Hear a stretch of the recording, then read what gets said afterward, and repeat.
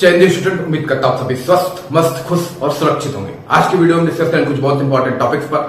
आज हम बात करेंगे सबसे पहले UP triple SC JE civil को लेके बहुत सारी बातें चल रही हैं, ऑनलाइन डीबी को लेके बातें चल रही हैं, डिपार्टमेंट स्कीप को लेके बातें चल रही हैं, डीबी स्कीप क्यों इंपॉर्टेंट है, क्या इसकी एक्सपेक्टेड फाइनल कट ऑफ बहुत कम जाने वाली है, उस पर भी बात करेंगे। इसके अलावा ड्राफ्टमैन को लेके क्यों डीबी स्कीप इस भर्ती के लिए इंपॉर्टेंट है, क्यों यूपी ट्रिपल एससी की लापरवाही की वजह से जेई और ड्राफ्टमैन में बड़ा इशू आने वाला है, और इसके अलावा ड्राफ्टमैन की क्या एक्सपेक्टेड कट ऑफ जा सकती है उस पर भी डिस्कस करेंगे। उससे पहले चैनल पे जो भी नए हैं चैनल को लाइक और सब्सक्राइब कीजिएगा, वीडियो अच्छा लगे तो शेयर कीजिएगा।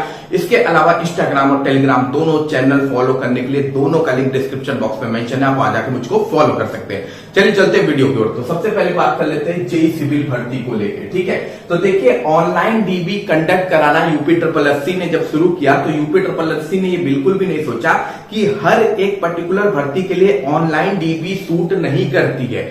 आपका लेखपाल भर्ती के लिए ऑनलाइन डीबी इसलिए सूट करती है क्योंकि वहां पे आपका एक ही पद पर आपका होना है, एक ही डिपार्टमेंट में होना है, तो वहां चलता है, बीपीओ में चलता है, वीडियो में चलता है। लेकिन कुछ भर्तियां हैं जैसे कि आपका एएसओ की भर्ती, सिविल जेई सिविल की भर्ती, इलेक्ट्रिकल की भर्ती, मैकेनिकल की भर्ती, इन भर्तियों में आपका ऑनलाइन डीबी सूट नहीं करेगा क्योंकि यहाँ पे डिपार्टमेंट वाइज सिलेक्शन होता है, और डिपार्टमेंट स्कीप का ऑप्शन चूंकि आपके ऑनलाइन डीबी में है नहीं, क्योंकि ये एक ही तरह का प्रोसेस बना लेते हैं हर एग्जाम के लिए, और जिसकी वजह से प्रॉब्लम होती है। तो मेरे ख्याल से आयोग को जो डिपार्टमेंट वाइज भर्तियां हैं, जैसे कि आपकी एएसओ की भर्ती, जेई सिविल की भर्ती, जेई मैकेनिकल इलेक्ट्रिकल की, जेई की कोई भी भर्तियां, और भी कई सारी भर्तियां जिसमें डिपार्टमेंट वाइज सिलेक्शन किया जाता है, उसकी ऑफलाइन डीबी करानी चाहिए at the place of online dB, या फिर उसका ऑनलाइन डीबी का सॉफ्टवेयर एक अलग तरीके से तैयार कीजिए जहां पे डिपार्टमेंट स्कीप का ऑप्शन भी आपको मिले।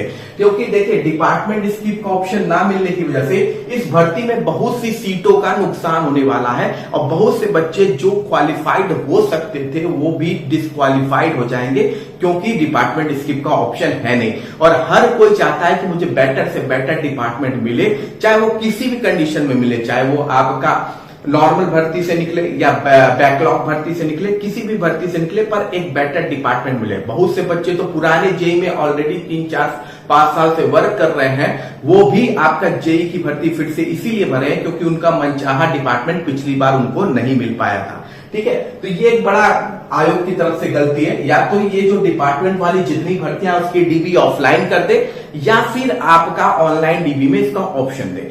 अब चूंकि ये चांसेस कम है, बच्चे हालांकि बहुत सी आवाजें उठा रहे हैं, लेकिन देखिए, यूपी ट्रिपल एससी या किसी भी सरकारी काम में 2 महीना 3 महीना में काम नहीं हो पाता है। अगर ये सॉफ्टवेयर अपडेट भी करने लगेंगे तो 1.5 साल इनको लग जाएगा ये ऑप्शन उसमें मेंशन करने में, इतने में आपकी भर्ती कंप्लीट हो जाएगी। इसीलिए, क्योंकि वेटिंग लिस्ट का भी जो प्रावधान है वो भी आपका पहले कैबिनेट से पास होगा, फिर आयोग पे आएगा, फिर आयोग उसको फिर लागू करेगा, तो इसमें भी 1.5 साल लग जाएगा। तो ना वेटिंग लिस्ट का प्रावधान है और ना ही आपके डिपार्टमेंट स्कीप का प्रावधान है। तो ऐसे में सिर्फ एक ही प्रावधान अच्छा है, वो है आपका डीबी स्कीप, ठीक है। अब डीबी स्कीप उन पर्टिकुलर प्रत्येक व्यक्ति को करना चाहिए जो ऑलरेडी आरआरबी जेई जैसे एग्जाम में, एसएससी जेई जैसे एग्जाम में, और यूपी ट्रिपल एससी जेई के जो प्रीवियस भर्ती आई थी उसमें ऑलरेडी सिलेक्टेड है। तो प्लीज आप अपना डीबी स्कीप कर दीजिए, या सेम ग्रेड पे अगर आप कहीं और काम कर रहे हैं तो फिर आप अपनी डीबी स्कीप कीजिए, क्योंकि अगर जितनी ज्यादा डीबी स्कीप होगी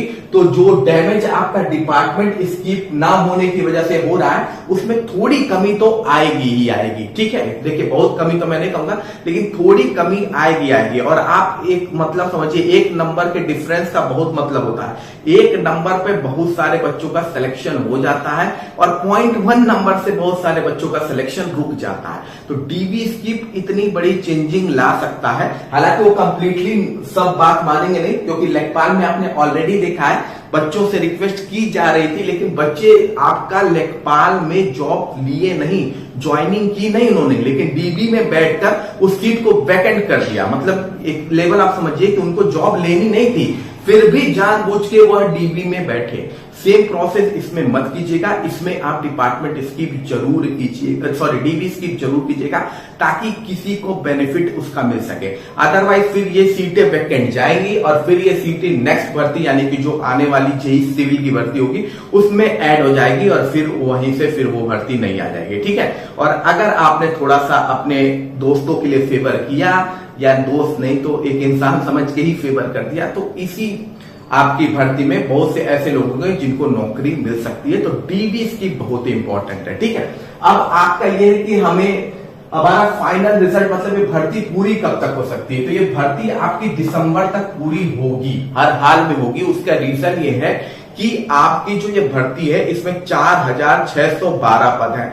नहीं कुछ होगा तो लगभग 3500-3700 पद तो आराम से भरे जाएंगे और 3700 लोगों को सर्टिफिकेट बांटना और ब्रेकिंग न्यूज देना कि 3700 बच्चे जूनियर इंजीनियर बने, ये आने वाले इलेक्शन के लिए बहुत बड़े कैंपिंग है। तो एक अच्छी खासी भर्ती है, आने वाला इलेक्शन पास है, ऐसे में बहुत सारी भर्तियों को क्लियर इसीलिए किया जा रहा है ताकि बताया जा सके कि इतनी जॉब दी गई है और उसमें जो ज्यादा सीटें वाले भर्ती है उनका प्रचार ज्यादा होगा, जिसमें से लेखपाल एक भर्ती है, दूसरी आपकी जेई सिविल की भर्ती है। इनमें सीटें अच्छी खासी हैं। लेखपाल में भी आपकी 7993-92 के आसपास सीटें हैं और आपका जेई सिविल में भी लगभग 4000 से प्लस आपकी सीटें हैं, 4612 सीटें हैं इसमें भी, ठीक है। तो ये अच्छी खासी है और ये दिसंबर तक का हाल में पूरा हो जाएगा। इलेक्शन नहीं होता तो दिक्कत होती, कोर्ट केस का इस पर कोई असर होने वाला है नहीं, इलेक्शन है तो सब कुछ क्लियर होगा, आप टेंशन लेने की जरूरत नहीं है। दिसंबर तक आपको इसका फाइनल ज्वाइनिंग तक का आपको ऑप्शन मिल जाएगा, आपको ठीक है, आपका पूरा सेलिब्रेशन टाइप का होगा, आपको दी जाएगी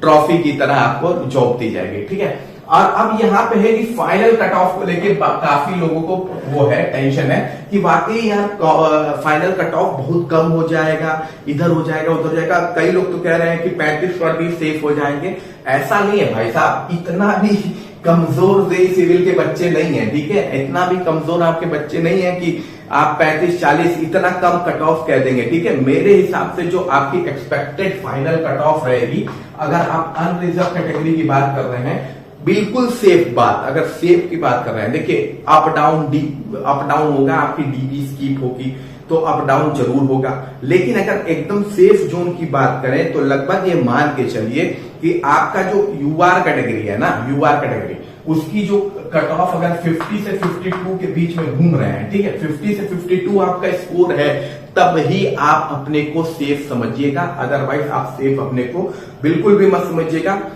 डीबी स्किप हुई तो मैंने कहा 1-1.5 नंबर का फर्क आ सकता है, नहीं हुई तो ये आप इतने पे ही है, यहां पे आप अगर हैं तभी आप अपने को 100% मान के चलिए कि आपका सिलेक्शन होना तय है, ठीक है। ओबीसी कैटेगरी की बात करें तो सेम चीज आपका है, 49 से 51 के बीच में आप कहीं घूम रहे हैं, ठीक है। वहीं ईडब्ल्यूएस की बात करें तो ये आपका 47 से 49 के बीच में होगा।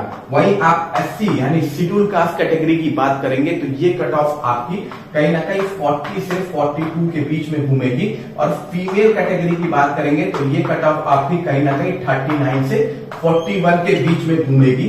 मेरे ख्याल से यही आपकी expected final cut off JE भर्ती की होगी, जेई सिविल की, ठीक है।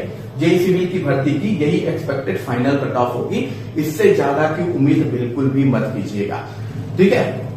ज्यादा की उम्मीद मतलब इससे कम की उम्मीद मत कीजिए, जो इससे कम में हो अपनी अगली प्रिपरेशन में लग जाइए, ठीक है। अगर डीबी स्किप रही, सब कुछ अच्छा रहा, लोगों ने अगर आपकी चॉइसिंग उल्टा सीधा किया, कुछ बच्चे ऐसे हैं जो अच्छा नंबर पाए लेकिन दिमाग नहीं लगाया डिपार्टमेंट सिलेक्शन में, तो हो सकता है 1-2 नंबर हो, लेकिन एक एवरेज नंबर को आप ये मान के चलिए। अब ये तो एक एवरेज नंबर हुआ, डिपार्टमेंट वाइज हो सकता है कट ऑफ और भी हाई रहे, जैसे पीडब्ल्यूडी की कट ऑफ बहुत हाई देखने को मिल सकती है आपको, ठीक है। अब बहुत डिपार्टमेंट हो सकता है जिसकी कट ऑफ आपकी कम देखने को मिल सकती है, तो एवरेज मेरे ख्याल से सेफ स्कोर इससे इतना तो लगभग होना ही चाहिए, ठीक है। अब हम बात कर लेते हैं दूसरी इंपॉर्टेंट चीज की कि जेई इलेक्ट्रिकल मैकेनिकल की भर्ती कब तक आने वाली है। तो देखिए जेई एग्रीकल्चर की भर्ती आपको देखने को शायद मिल गई है, जेई एग्रीकल्चर की भर्ती आपकी शायद जारी कर दी गई है, ठीक है। जेई एग्रीकल्चर की मुझे लगता है 134 पोस्ट पर ये भर्ती आई हुई है। 134 पोस्ट पर आपको जेई एग्रीकल्चर की भर्ती देखने को मिली है, और मे भी ये पोस्ट हो सकता है अभी थोड़ा आपको बढ़ता हुआ दिखेगा। जब तक ये भर्ती कंप्लीट होगी तो हो सकता है इसमें 100-150 पोस्ट और इसमें ऐड कर दिए जाए। इसके अलावा अगला टर्म जो होगा वो आपका होगा जेई मैकेनिकल और इलेक्ट्रिकल। ये दोनों भर्ती एक ही साथ भी आ सकती है, अलग अलग भी आ सकती है, ठीक है। अगर आयोग उसको अलग अलग लाना चाहता है तो अलग अलग लाएगा, एक ही साथ लाना चाहता है तो एक ही साथ लाएगा, ठीक है। लगभग मान के चलिए 1800 से 2000 के आसपास ये लगभग पद होंगे। इसमें 1800 से 2000 के आसपास पद होंगे। इतना उम्मीद मत कीजिएगा कि जेई सिविल के बराबर पद होंगे। देखिए कहीं भी सिविल की भर्ती किसी भी सरकारी डिपार्टमेंट में सिविल की सीटें कई गुना ज्यादा होती हैं मैकेनिकल और इलेक्ट्रिकल की सीटों से। तो मुझे जहां तक लगता है 1800 होना चाहिए, क्योंकि ये भर्ती काफी साल से आ रही है। 3-4 साल से लगातार ये कहा जा रहा है कि इस भर्ती को जारी किया जाएगा, पर जारी नहीं किया गया है। हालांकि जब तक लास्ट अपडेट थी तो 900, 950 के 1000 के आसपास ये भर्ती थी, दोनों मिला के। अब देखिए बहुत बड़ी हो तो मेरे ख्याल से 1800-2000 के बीच में रहनी चाहिए। इससे कम भी रहे तो कोई आश्चर्य की बात नहीं होगी। और ये भर्ती भी आपको इस महीने या अगले महीने जारी होती हुई दिख जाएगी। जेई सिविल की भर्ती के जो चांसेस हैं वो थोड़े कम इसलिए हैं क्योंकि आपकी प्रीवियस जेई सिविल की भर्ती अभी कंप्लीट की नहीं गई है। और जब तक ये भर्ती कंप्लीट, अगर डीवी भी कंप्लीट हो गया होता तब भी थोड़े चांसेस होते कि नई भर्ती आपको देखने को मिल जाएगी। लेकिन चूंकि यहाँ पे डीवी भी अभी इसकी कंडक्ट हुई नहीं है, इस वजह से मुझे नहीं लगता कि अभी जेई सिविल की भर्ती इस पेट से आएगी। अगले पेट से हो सकता है आपको जेई सिविल की भर्ती देखने को मिले। अगर इस पेट से आ गई तो बहुत अच्छी बात है, लेकिन मुझे जहां तक लगता है जो आयोग का करने भर्ती देने का जो तरीका है आयोग का, वो आप ये मान के चलिए तो मुझे ज्यादा लगता है पेट 2026 से देखने को मिलेगी। लेकिन इलेक्ट्रिकल मैकेनिकल की भर्ती आपको इसी महीने या स्टार्टिंग के अगले महीने में, starting week of first week of next month आपको ये देखने को मिल जाएगा, ठीक है। अब हम बात कर लेते हैं अगली इंपॉर्टेंट अपडेट की। हाँ, इसमें पेट की कट ऑफ को लेके भी बच्चे परेशान हैं। तो देखिए आप 1 नंबर पे भी होंगे तब भी आपको इसमें बुला लिया जाएगा, ठीक है। सिविल के बच्चे तो मिले थे पर्याप्त, ठीक है। यहाँ पे आपके इलेक्ट्रिकल मैकेनिकल के भी आपको 1 नंबर पर ही बुला लिया जाएगा, ऐसा नहीं है 20-25 नंबर को बुला जाएगा। मुझे जहां तक लगता है सबको लगभग कॉलिंग कर ली जाएगी। बहुत कितने मैकेनिकल और कितने इलेक्ट्रिकल के बच्चे होंगे जो पेट दिए होंगे, तो नो डाउट है वो भी डिप्लोमा किए हुए, ठीक है। बीटेक अलाउड नहीं है, डिप्लोमा किए हुए। तो मेरे ख्याल से पेट की इसकी भी कट ऑफ 1 ही नंबर जानी चाहिए। अगली भर्ती को लेकर, तो अगली भर्ती आपकी ड्राफ्टमेंट की डीवी और फाइनल कट ऑफ को लेके है। तो देखिए आयोग की तरफ से जो वेटिंग लिस्ट का प्रावधान ना होने की वजह से यह भर्ती बहुत झेलेगी। ड्राफ्टमैन की जो भर्ती है बहुत चलेगी, क्योंकि इसमें वही सेम कैंडिडेट ने एप्लीकेशन फॉर्म भरा है जो आपका जेई सिविल में आपका एप्लीकेशन फॉर्म भर के बैठे हुए हैं। अगर वेटिंग लिस्ट होती तो आज बहुत से जो जेई सिविल वाले बच्चे हैं उनको बहुत बेनिफिट मिलने वाला होता। उसका रीजन ये है क्योंकि देखिए जो यहाँ पे भी नंबर स्कोर करेगा जाता, वो यहाँ पे भी नंबर स्कोर करेगा जाता। अब जॉब सिक्योर नहीं है उसका, अगर वो कोई जॉब नहीं कर रहा है तो अपनी जॉब सिक्योर के लिए वो इसकी डीवी में भी बैठेगा, इसमें तो वो बैठ ही बैठेगा। अब यहाँ पे जब वो बैठेगा तो यहाँ पे वो एक सीट अपनी बुक जरूर करेगा, क्योंकि इसका रिजल्ट आपका इससे पहले आएगा, ठीक है। इससे पहले आपका ड्राफ्टमैन का रिजल्ट आएगा, और वो जब इसको एक सीट सिक्योर कर लेगा, बाद में उसका जब जेई सिविल में हो जाएगा तो वो ये सीट छोड़ देगा। अब वो जब ये सीट छोड़ेगा तो वो सीट चूंकि वेटिंग लिस्ट का प्रावधान है ही नहीं, तो वो लिस्ट आपका वो सीट वैकेंट चली जाएगी, और वो चली जाएगी जब कभी अगली ड्राफ्टमैन की भर्ती आएगी उस तरफ, ठीक है। यानी कि एक बच्चा जो इस जॉब को पा सकता था, जब सीट वैकेंट हो गई, वो सीट आपकी वैकेंट ही रह जाएगी और वो बच्चा बेरोजगार ही रह जाएगा। वो फिर से उस भर्ती की तैयारी में लग जाएगा। सीधी सादी बात मैं आपको समझा रहा हूं, ठीक है। अब ऐसा मान लीजिए, क्योंकि इसमें भी बहुत बड़ी हाई फाई पोस्ट नहीं है, इसमें भी टोटल पोस्ट आपकी 283 के आसपास है, ठीक है। लेकिन इसमें से आप ये मान के चले गए 50% बच्चे भी यहाँ सेलेक्टेड हो गए, तो 50% सीट भी इसकी खाली चली जाएगी, और वो 50% सीट खाली ही रह जाएगी, क्योंकि वेटिंग लिस्ट का कोई प्रावधान ही नहीं है, ठीक है। तो इसीलिए मैंने कहा कि यह भर्ती, चूंकि यूपीएससी की वेटिंग लिस्ट को लेकर जो लापरवाही है उसकी वजह से सबसे ज्यादा स्ट्रगल यह भर्ती ड्राफ्टमैन की भर्ती करेगी और सबसे ज्यादा स्ट्रगल वो बच्चे करेंगे जिनके स्कोर कम रहेंगे और वो जॉब पा सकते थे अगर वेटिंग लिस्ट का प्रावधान होता है। ठीक है, तो टोटल पोस्ट आपकी 283 है, दो पार्ट में डिवाइडेड है, एक तो 18 वाले में और एक आपका 21 वाले में। 18 साल वाली उम्र वाली है, 21 साल उम्र वाली है। कैटेगरी वाइज बात करें तो सबसे ज्यादा सीट आपकी शेड्यूल कास्ट कैटेगरी के पास है इसमें। ठीक है, और सबसे कम सीट की बात करें तो सबसे कम सीट आपकी अदर बैकवर्ड क्लास के पास है इसमें। ओबीसी की सीट सबसे कम है और एससी की सीट सबसे ज्यादा है। ठीक है, आप इसकी डीबी की बात करें तो मुझे जहां तक लगता है इसी मंथ आपको इसकी नोटिस देखने को मिल सकती है। इसी मंथ आपको डीबी की ड्राफ्टमैन की नोटिस देखने के चांसेस ज्यादा है कि इस मंथ तक खत्म होते होते आपको आपकी डीबी की नोटिस देखने को मिल जाएगी। इसकी डीबी की जो एक्सपेक्टेड कट ऑफ हो सकती है, जो डीबी की कट ऑफ आपकी इसकी जा सकती है, तो इसमें ये देखिए अभी तक यूआर, ओबीसी और ईडब्ल्यूएस और एससी को आप देख रहे होंगे कि लगातार ये चारों कैटेगरी की कट ऑफ आपकी सिमिलर रह रही है।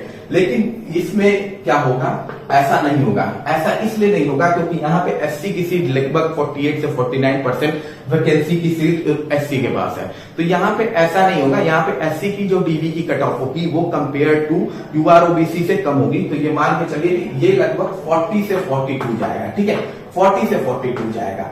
अब यहाँ पे ये कम भी हो सकता है। अब कम कैसे हो सकता है, वो बच्चे जो 50+5 में है, जेई सिविल में अगर बच्चे 50+ आप स्कोर कर रहे हैं तो आप इसकी डीबी स्किप कर सकते हैं। ठीक है, पर वो बच्चे रिस्क नहीं लेंगे, मैं ये आपको कह रहा हूं, क्योंकि वो भी अपनी एक जॉब सिक्योर करके चलेंगे, रिस्क नहीं लेंगे। लेकिन अगर किसी ने ऑलरेडी जॉब कर रही है, कंडक्ट कर रहा है, या उन्होंने जॉब कर रखी है, कहीं बाहर ही जॉब कर रहे हैं और वो चाहते हैं कि उन्होंने भी डॉक्यूमेंट का फॉर्म भरा है ताकि हम यूपी में आ जाए, तो प्लीज आप अपनी डीबी जरूर स्किप करने की कोशिश कीजिएगा। और अगर 55+ है, 55+ अगर आपने जेई में स्कोर कर रहे हैं तो आप इसकी डीबी जरूर स्किप कर दीजिएगा।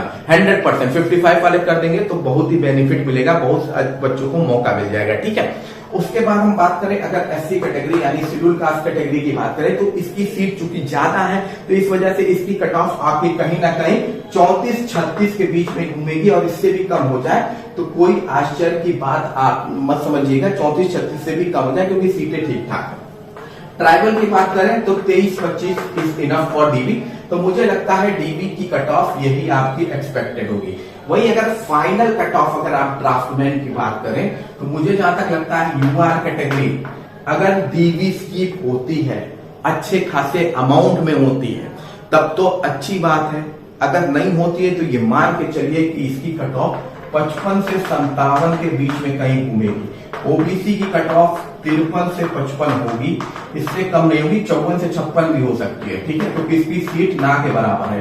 ईडब्ल्यूएस की 51 से 53 होगी। ठीक है, ईडब्ल्यूएस की 51 से 53 होगी। एससी कैटेगरी की जो कट ऑफ है वो लगभग आपकी चलेगी 43 से 45 के बीच में कहीं। ठीक है, ये कहीं 43 से 45 के बीच में घूमेगी। और अगर आप ट्राइबल कैटेगरी की बात करें, ट्राइबल कैटेगरी की, एसटी कैटेगरी की अगर आप बात करेंगे तो एसटी कैटेगरी की कट ऑफ कहीं ना कहीं आपकी 36 से 38 के बीच में घूमेगी। और फीमेल यानी महिला कैटेगरी की आप बात करें तो महिला कैटेगरी की कट ऑफ हो सकता है आपको कम देखने को मिले, 39 से 41 के बीच में कहीं घूमती नजर आए। तो मेरे ख्याल से ड्राफ्टमैन की एक्सपेक्टेड कट ऑफ ये होगी। बाकी आपके डीबी स्किप पर है। जेई में अगर आप 55 स्कोर कर रहे हैं तभी आप डीबी स्किप कीजिएगा।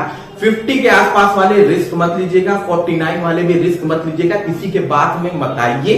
ठीक है, अपनी तरफ से पूरी तैयारी रखिए और रिस्क बिल्कुल मत लीजिए। मैं ये कहूंगा 55+ वाले ही ड्राफ्टमैन की डीबी को स्किप कीजिए। ठीक है, बाकी कोई भी क्वेश्चन है तो आप कमेंट बॉक्स में पूछ सकते हैं। मिलते हैं अगली वीडियो में। जय हिंद, जय